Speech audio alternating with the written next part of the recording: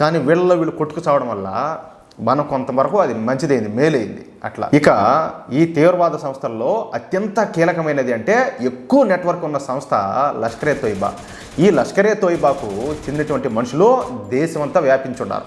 ఈ software ఇంజనీర్లుగా, మెకానికల్గా, auto డ్రైవర్లుగా, వీధి వ్యాపారులుగా, ఇలా ఒక్కొక్క చోట ఒక్కొక్క రూపంలో వీళ్ళు తిరుగుతూ ఉంటారు. ఇక ఇలాంటి వాళ్ళను కంట్రోల్ చేసే వాళ్ళను ఆపరేటివ్ అని అంటారు.